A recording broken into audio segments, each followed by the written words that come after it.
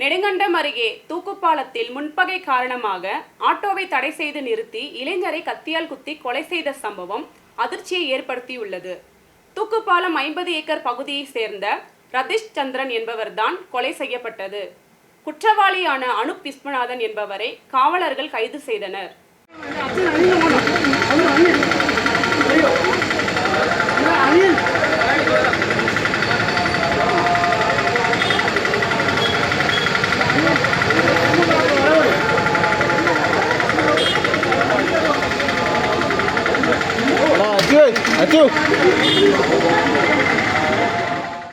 கடந்த தினம் மாலை 7:30 மணிக்கு தான் சம்பவம். ரதீஷும் நண்பர்களும் பயணம் செய்த ஆட்டோவை தடை செய்து நிறுத்திய அனூப் தாக்குதல் நடத்தியுள்ளார். கொலை செய்யப்பட்ட ரதீஷின் உறவினர் தான் அனூப். இருவருக்கும் இடையே குடும்ப பிரச்சனை இருந்து வந்தது. வயரிங் தொழிலாளியான அனூப் வேலை முடிந்து திரும்பி வருவதற்கிடையே தூக்குப்பாலம் டவுனில் வைத்து வாகனத்தை தடை செய்து நிறுத்தி ரதீஷ் பலமுறை கத்தியால் குத்தியுள்ளார். பலத்த காயமடைந்த ரதீஷை உடனடியாக நெடுங்கண்டத்தில் தனியார் மருத்துவமனைக்கு கொண்டு சென்ற போதும் மரணம் ஏற்பட்டது. ரதீஷுடன் வாகனத்தில் இருந்த தூக்குப்பாலத்தை சேர்ந்த சனல், சஞ்சு போன்றவர்களும் தடைய முயற்சிப்பதற்கிடையே காயமடைந்தனர். இவர்களை தூக்குப்பாலத்தில் தனியார் மருத்துவமனையில் அனுமதித்தனர். ரதீஷின் உடல் பல்லாரில் தனியார் மருத்துவமனையில் வைக்கப்பட்டுள்ளது. நெடுங்கண்டம் காவலர்கள் வழக்கு பதிவு செய்து விசாரணையை தொடங்கினர்.